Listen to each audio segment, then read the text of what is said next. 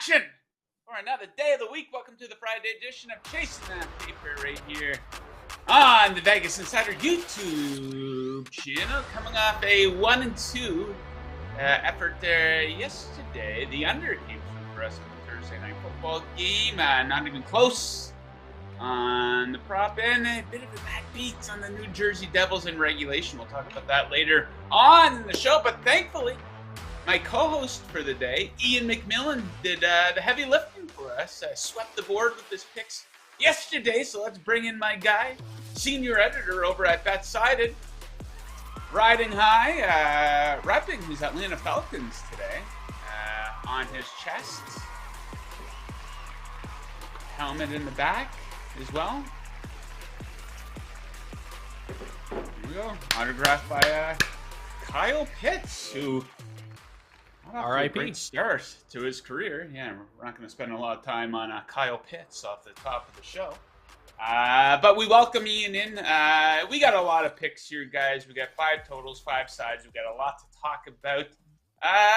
So let's not talk about anything else here, Ian. Let's get right into the action here. The Detroit. Let's get right into the action. Take 2 on that one. The Denver Broncos are in action here. If the Broncos are playing, and if the number's fair, you know we're taking the under. That's exactly what we're doing in Baltimore. Total of 39.5 for this one. We've been all over this bet basically all season long. Big reason why. Average combined score in Broncos games this season, 31.9. They are 10-1 to the under. 18-4 to the under since October 21st of last season. Just elite level incompetence on offense for Denver here. A league low 14.3 points per game. They are 26 or worse in yards per play on third down in the red zone, while allowing the third most pressure and fourth most sacks. Some bright spots for each defense, though. Complete contrast defensively for Denver. Top 5 in points allowed, yards per play allowed, third down in the red zone, and yards per pass attempt. Ravens, no slouch either in a few key areas that will help keep scoring down. They are second in third down defense and tied for second in yards per rush allowed, while tied with the 5th most sacks. Give me under 39.5 in beautiful Baltimore. All right, Ian, what are you looking at for your first side? First side, this is my money line upset of the week. I hinted at it yesterday, but I'm going to go with the no barking sounds. We usually do that when it's an underdog, but Lazy. There we go. Unbelievable. It's a Friday, so he's taking the day off essentially. He must have drove someone to the airport this morning. That must be the issue. I'm going to take the New York Jets, the Jets, Jets. Plus 140 against the Minnesota Vikings here. The Minnesota Vikings are the biggest frauds in the NFL. And no, if you're a Vikings fan, I'm not just a hater. The numbers back it up. There's no excuse for ranking 30th in the entire league in net yards per play. I don't know if you know, but there's 32 teams in the NFL. So that's third last. That's not good. The New York Jets, on the other hand, ranked 8th. Yes, I did bet on the Jets to win the Super Bowl this week at 70-1. And a big reason why is because their defense is elite.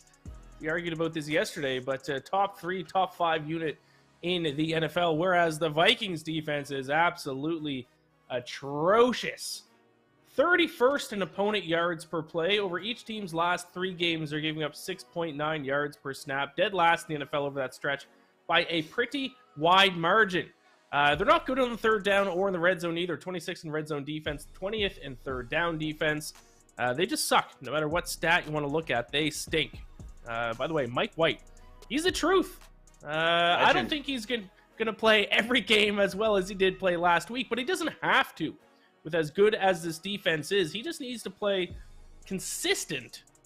And he's going to be good enough here to lead the Jets, I think, on maybe a little bit of a playoff run. So I think it starts this weekend. I think they upset the Vikings plus 140 on the money line.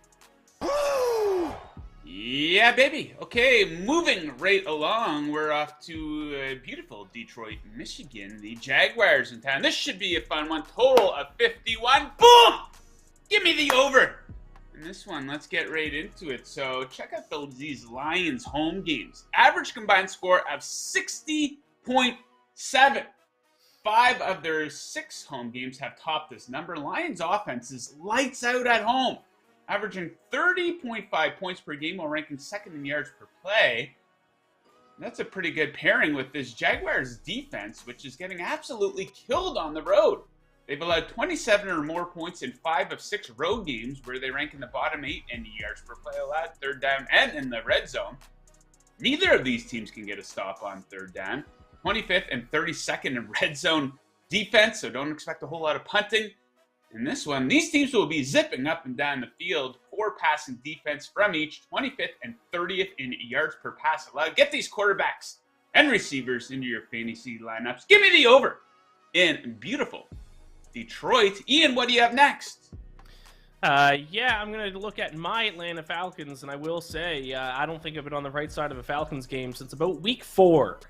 So now my strategy is going to be to bet against them so they can start winning games again and sneak into the playoffs somehow. So give me the Steelers. Minus 108. I got them a little bit of plus money when they were still underdogs, but minus 108 now, still like it there. The Falcons, we all know this, they have been running the ball quite a bit this season. In fact, 50.74% of their offensive yards gained in 2022 comes on the ground. That's the second highest rate in the NFL, and now they have to take on a top 10 run defense in the Steelers. That is not a good matchup for them. And if they do end up needing to throw the ball, their offensive line that ranks 29th in QB sack percentage will have to go up against TJ Watt. That's a recipe for disaster for the Falcons. And I brought up Kenny Pickett on Monday when I picked them to upset the Colts, but he has consistently improved week after week, and we saw more improvement from him against the Colts. I think I brought up this exact stat on Monday. Let's take a look at his QB rating over the past 5 games. 66.2, 66.9, 79.7, 85.9, and then 87.5 on Monday. I think he's actually going to be a pretty good quarterback, so I'll take Steelers minus 108 against my Falcons. Yeah, Kenny Pickett. There we go.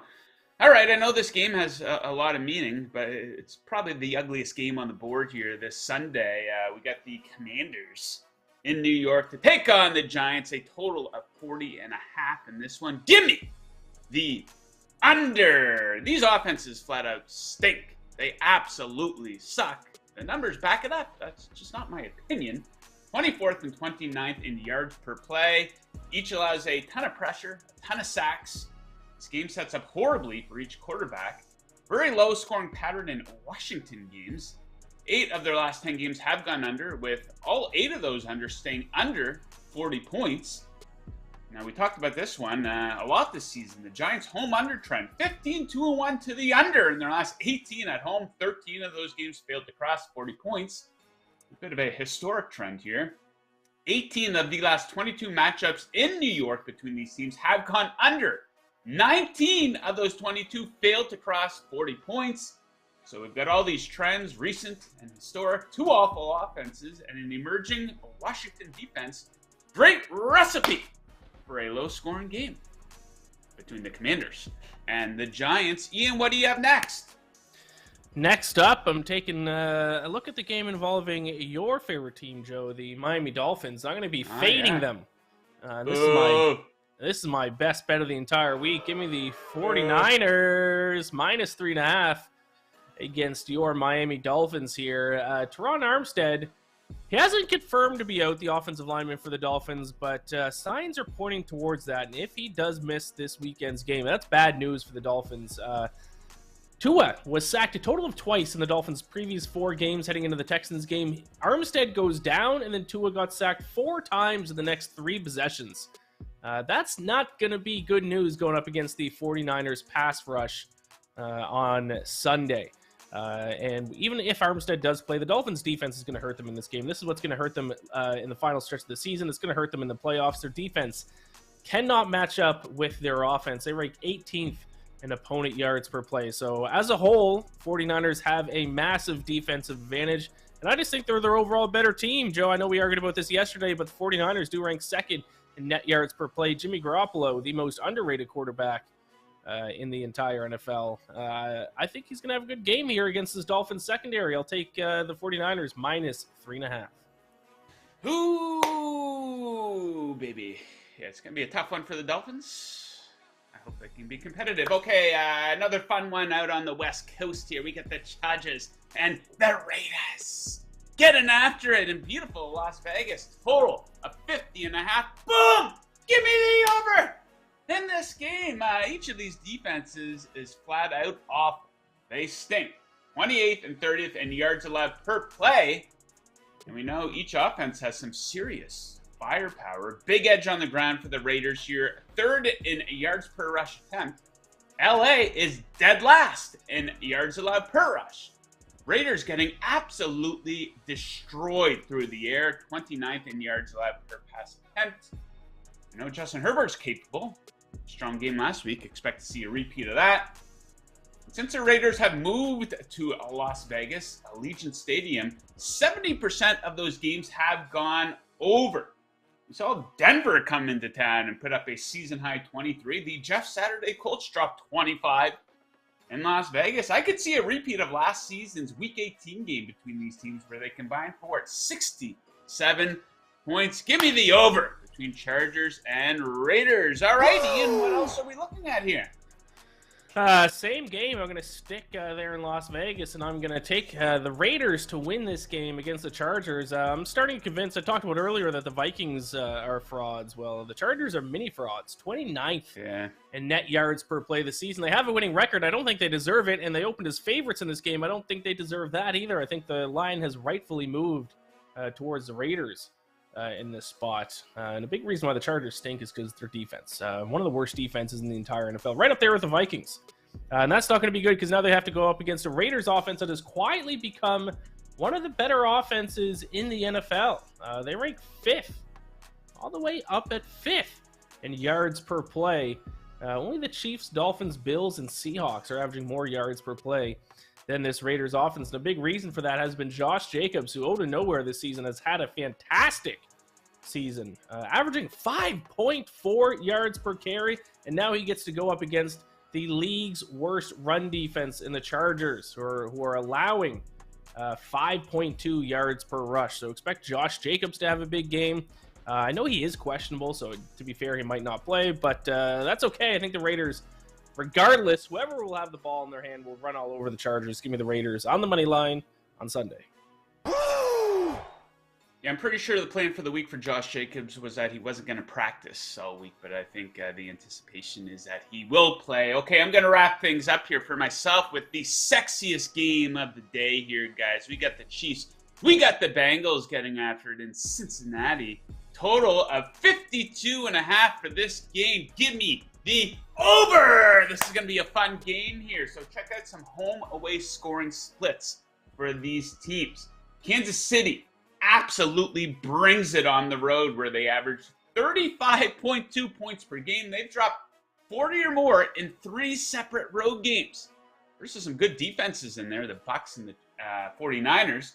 4-1 to the over as a result on the road for Kansas City. Bengals, no slouch at home, dropping 31 points per game. Massive, big playability on both sides of the ball. You know the names, no need to list them off. These teams are 1st and 5th in passing plays at 20-plus yards. Each in the top 5 in passing plays at 40-plus yards. Real cupcake schedule for the Bengals defense so far. For being fair here, look at the list of QBs they faced this season. Trubisky and Pickett, Cooper Rush, Joe Flacco. They had Teddy Bridgewater for a half. Dandy Indy, Marcus Mariota, Jacoby Brissett, and Baker Mayfield. Pretty big step up in competition here. I would think Patrick Mahomes. KC, not so good on the defensive side of the ball, especially in the red zone. Dead last in opponent red zone touchdown scoring percentage. Cincinnati, 3rd in red zone offense. Also, Jamar Chase trending towards playing. It's only going to help our case for a high-scoring game. Give me over 52.5 between the Chiefs and the Bengals. All right, Ian, bring it home for us here. Your final pick of the show. What are we looking at? Final pick of the show will be the final game of the day on Sunday. It's Sunday Night Football, and I do got to say, the NFL really screwed up here, keeping the Colts on Sunday Night Football when they had the options to flex them out and put in a game like the Chiefs and the Bengals. But regardless, it is the game that we have to watch. It is the game that we will be betting on. And I will lay the points with the Dallas Cowboys against the Indianapolis Colts. I will say that I'm legitimately concerned for Matt Ryan's health in this game. Watching him play, especially as a former Falcons fan, it's sad. It's like watching the family dog limping around the house in the final months of its life. It's tough. He's got to be the most immobile quarterback in the NFL, behind one of the worst offensive lines. And now they have to take on Micah Parsons and the Cowboys pass rush, the pass rush that is leading the NFL in sack percentage. They are sacking opposing quarterbacks on 11.51% of the dropbacks. That's 2.5% better than the next best team. So I think things are going to get ugly there for the Colts offense. And the Dallas offense has been rolling, averaging 6 yards per play over their last 3 games. And Jeff Saturday, let's talk about him for a moment. He kind of got exposed there on Monday night against the Steelers, and I don't even know if he actually is the head coach or doing any head coach-like things, because every time they show him on the sideline, he's not saying anything. He's not talking into the microphone. He's not talking to his players. He's just, I don't know what he's doing. I think he's just the head motivator of the team. He got exposed with clock management at the end of the game. It was ugly all around. So this is one of the rare occasions that the Cowboys actually have the coaching advantage. Actually, Mike McCarthy, I think, is a better coach than Jeff Saturday. So I'll lay the points with Dallas on Sunday Night Football. Yeah, Jeff Saturday shaping up to be the poor man's Dan Campbell. Yes. And yeah, I'm pretty upset that this game's on Sunday Night Football because we have 3 pretty interesting games in the late window. Yes. Sunday afternoon, of course, we got the 49ers and the Bengals. The 49ers Dolphins, Bengals Chiefs, and a fun game between the Raiders and the Chargers. I think now I know the networks are allowed to protect certain games, so I would imagine that Bengals Chiefs game would have been protected in the late window. I think it's CBS who has that. But could you not have put the 49ers Dolphins into that late window? I know, like, with the Dallas Cowboys, you get ratings and whatnot, like, because there's a big fan base there.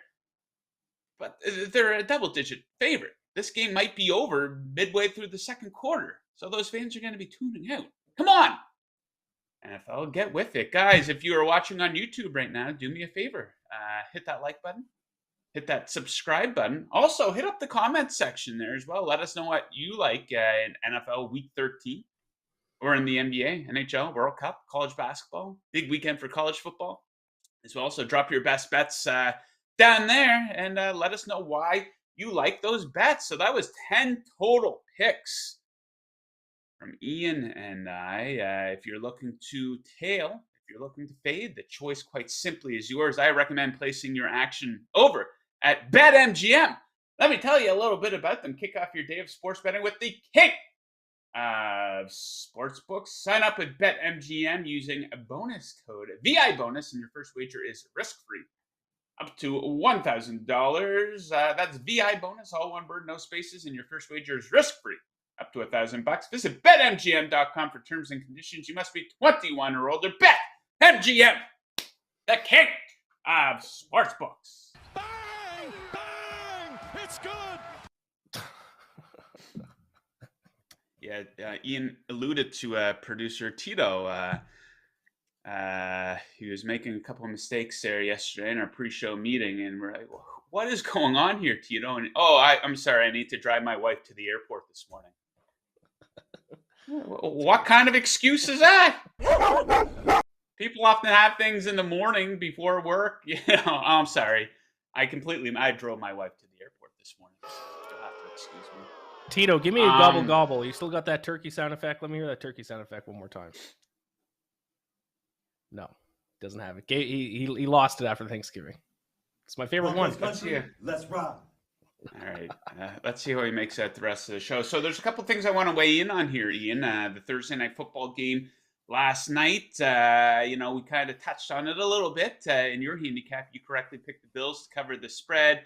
The Bills a little shaky coming into that game over their past handful of games. Anything but that last night. The defense was absolutely fantastic.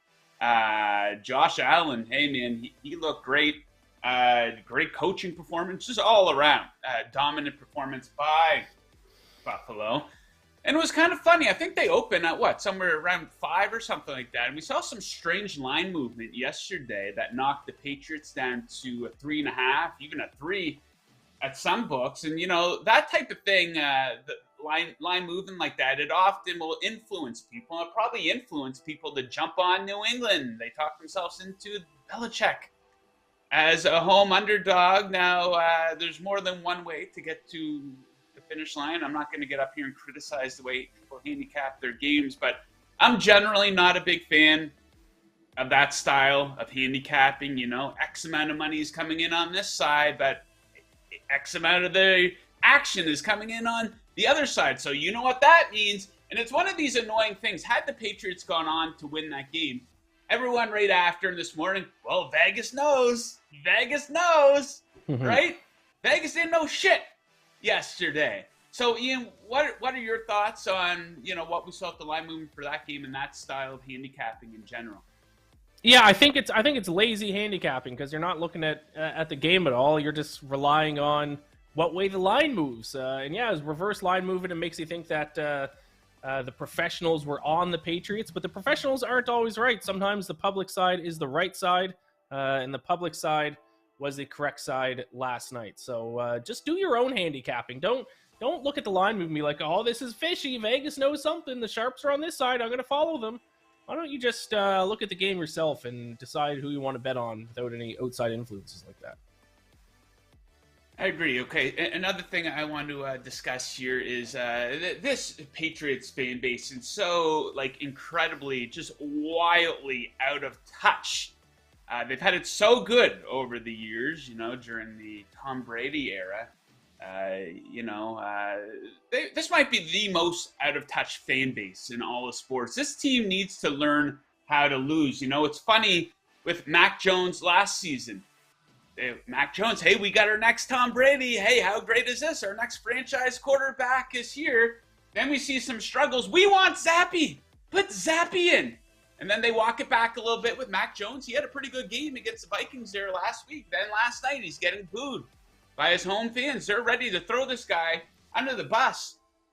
And here's the thing. I think Mac Jones is getting a raw deal. I kind of enjoyed seeing him underperform as a fan of the Dolphins. The Patriots have kicked their ass for decades here. But Mac Jones is getting a raw deal. Who's the standout receiver on the New England Patriots? Do you know who his offensive coordinator is? Of course we know. It's Matt Patricia. So he's getting really exposed as an offensive play caller. So, guys, newsflash. It's not Mac Jones's fault. It's the guy who's constructing the team.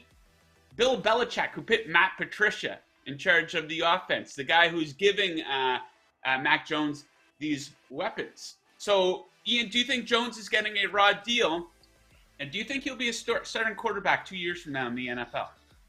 It's a great question. I don't really know. Some games it looks like he could be. Last night he looked like he certainly won't be. I think he will be. Yeah, I would be interested to see how he would do in a little bit of a different situation. I will say one thing, though, at the beginning of that comment that you had, Joe, about Patriots fans. I've been waiting about 20 years for Patriots to finally be a bad team.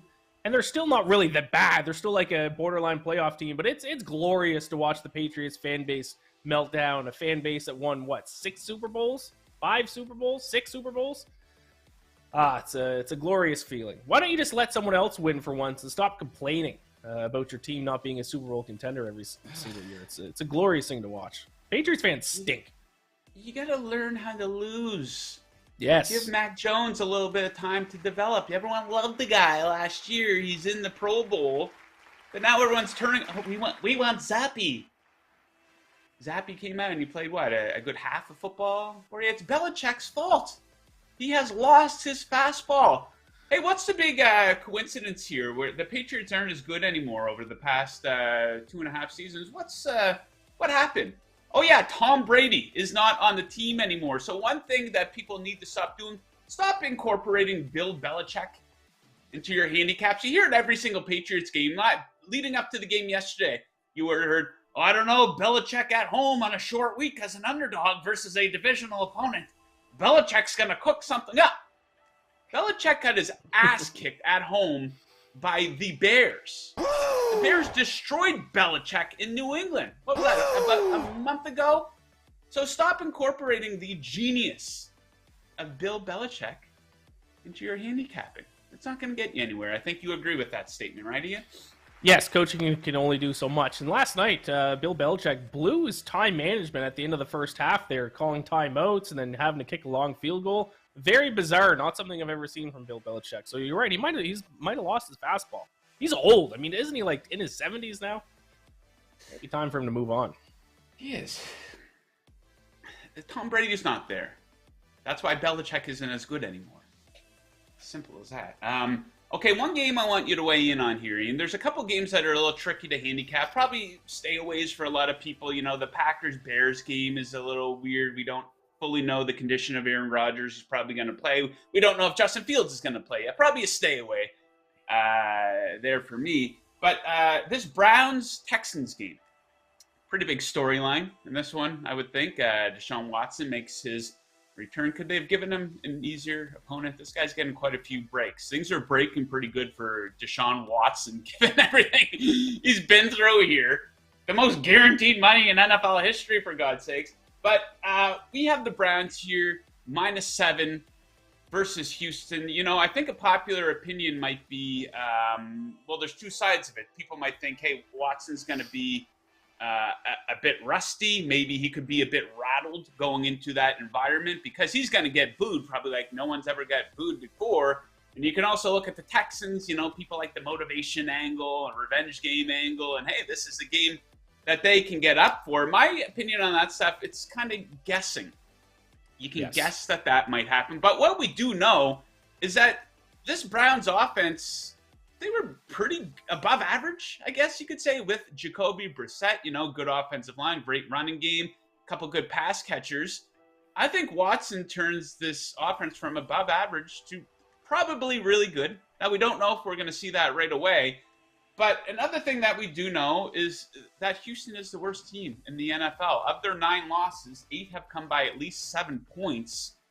So I have no issue pulling the trigger on Cleveland here. I think Watson could be average, and they could still cover this number. So how do you handicap this game, and do you like a bet either way on this? Yeah, I'm actually on the Texans in this one to cover the spread. You nailed it on the head. You're just guessing how Deshaun Watson's going to look. But, I mean, he hasn't played a regular season game since 2020. He didn't look good in the preseason when he played in the preseason. We saw this year quarterbacks who didn't play in the preseason looked rusty in week 1 and week 2. I don't know how you don't look rusty after missing 13 weeks. So I'll take the 7 points with the Texans. And, yes, they are the worst team in the NFL. And I know I do talk about net yards per play a lot, but their net yards per play is -0.9. The Vikings are -0.8.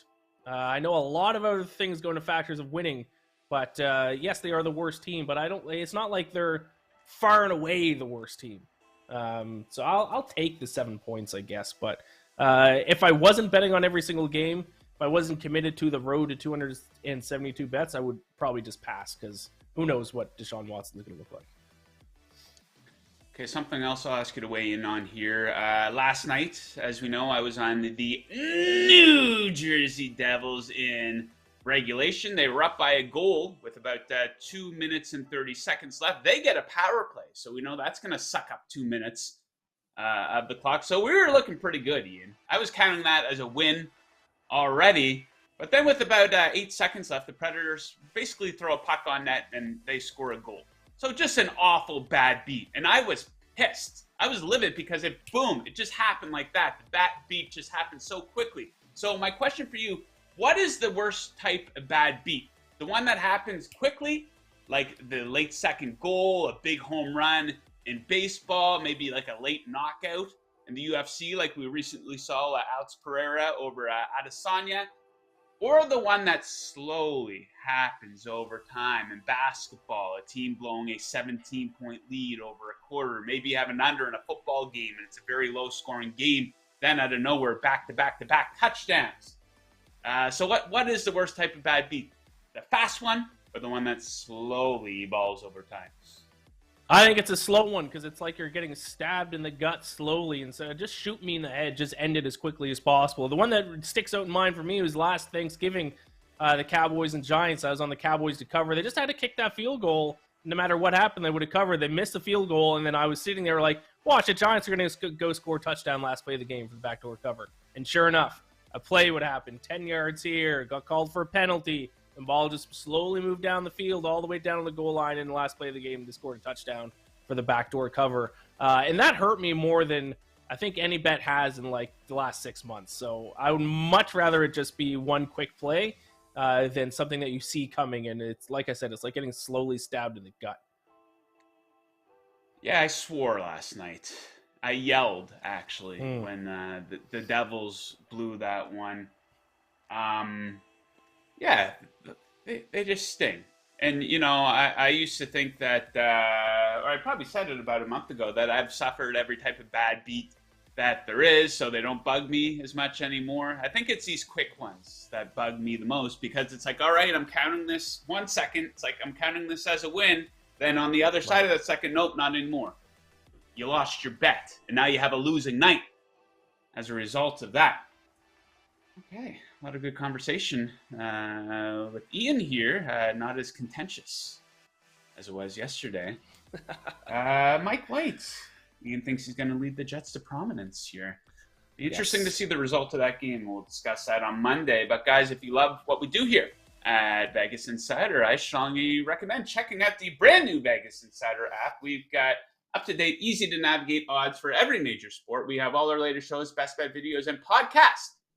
Prop trends, features, news, all on the Vegas Insider app. Download the Vegas Insider app right now on Apple and Android. Bet better with the Vegas Insider app. All right, my friends, we got some viewer picks. We put up a poll earlier in the day as well, asking people to weigh in on the big Kansas City Chiefs Cincinnati Bengals game. So we'll ask producer Tito to oh, no poll.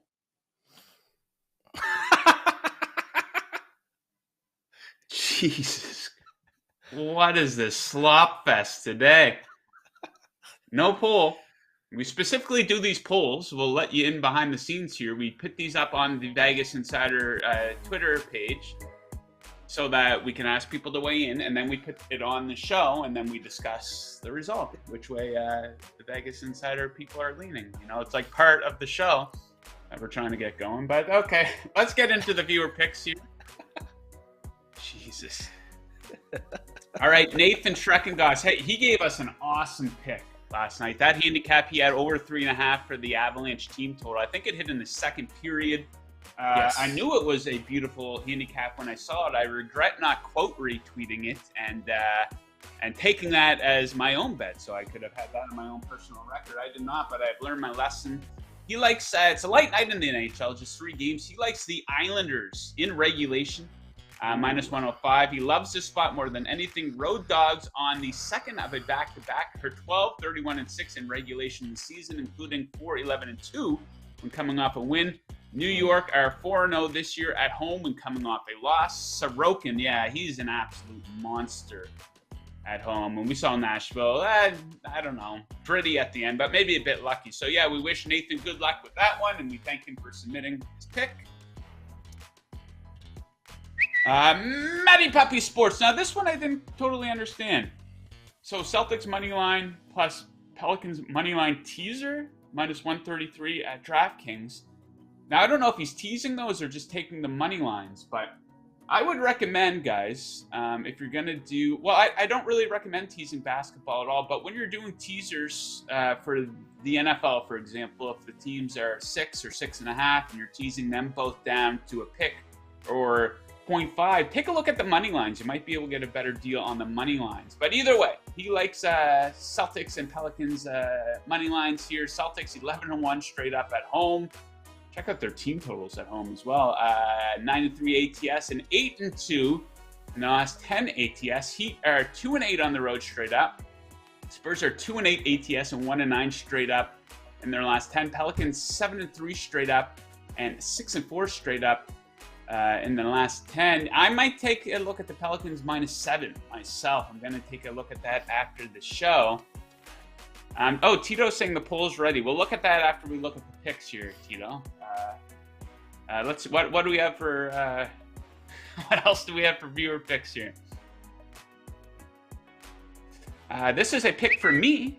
I hit on a team total there last night, so I wanted to get this one in. Blue Jackets team total under 2.5 -115. Hellebuck! Great American goaltender. He's been out of his mind at home. A 122 goals against average with 2 or fewer goals allowed in 8 of his last 9 starts. Over the last 10 games, Columbus is 30th in high danger chances and are last by a wide margin in expected goals for on the road this season. So give me the Jackets to stay under 3 goals in that beautiful Winnipeg tonight. And we will keep rolling here. Producer Tito, he had time to get this in, though, to get himself on the program. And if you're looking to make money here, guys, I just recommend fading Tito's picks. It looks like it's going to be a good game for the Bengals at home, at least as far as the spread. But he likes the Chiefs -2. He says the Bengals are frauds.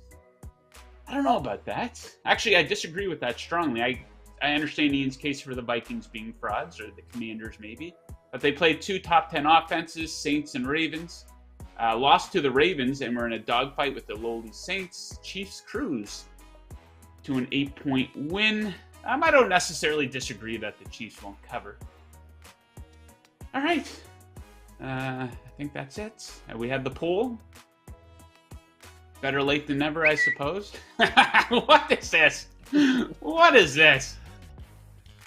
All right. Split 50-50. That's perfect. That is perfect. All right, yeah. I mean, that's a hard. What do you like on that side, Ian? I'm on the Chiefs. Chiefs kind of struggle to cover big spreads, but less than a field goal, I'll take them against the Bengals here. But I think in your handicapping, I think you said it, Chiefs' worst red zone defense in the NFL. That does concern me a little bit. That might come back to haunt them. Yeah, I don't know what the stat is. The Action Network had it up. Patrick Mahomes as a big favorite, not so good. They tend to play down to the competition a little bit. Like we saw it with the Rams last week. They still covered, but they were playing with their food a little bit. But when Patrick Mahomes is an underdog or a small favorite, we saw the game versus San Francisco earlier in the season. They absolutely annihilate teams. So yeah, the revenge game factor though too, Ian. You can't forget about that. Yeah, I think that's about it for today's show. 35 minutes in here, but Ian, anything you want to plug? You got a lot of stuff out there for week 13 we can check out.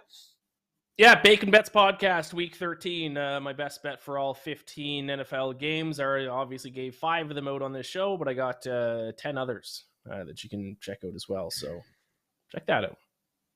The man with the plan. I love this guy. What's going on in New York City this weekend? Anything exciting, Ian? Nothing really this weekend. I don't know if you saw my tweet last night, Joe, but I'm a runner now. I like going for runs. I got my first race next weekend, so I'm just gonna racing? Train. Big race. Competing? What's the goal? Just for I don't really know. Exercise or? Yeah. Try to shed some LBs. Man, so, I've been running for the past 2 months. I got my first race next weekend, so good for you. Hang low. I used to do cross country, and I finished top 20 in high school for the city. But there's been a couple times since. I'm a long ways removed from high school. Like I go to the gym and lift weights and do the bro workouts and shit like that. But there's been numerous times in my life where it's like, you know what, I'm going to take up running here. I'm going to go out for a run. I think like during COVID and stuff where the gyms got shut down. I quit basically right away. I get shin splints. Yes. You know, I can hop on like an elliptical machine at a gym and go for like a half hour, but I don't know if I can run like straight jog for 10 minutes. So I don't know if that's a challenge that I even care to conquer anymore at this point of my life. I'm bringing my 2 sons to see Santa Claus. Wow. You know, they still believe in Santa Claus, and I use that as leverage. I have a phone call with Santa Claus every Wednesday. And I inform him on how well they are behaving. No, classic.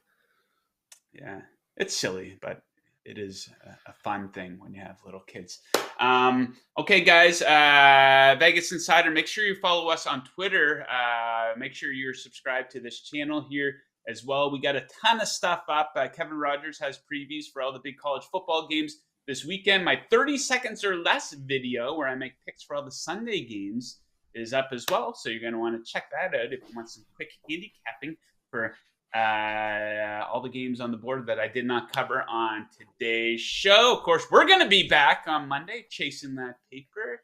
We're going to have some Monday Night Football and basically every other sport going on as well. So make sure you check back then. Same time, same place. Good luck with your bets tonight. Good luck with your bets this weekend, unless you are fading us. Thank you, Ian. And as always, keep chasing that paper. Woo!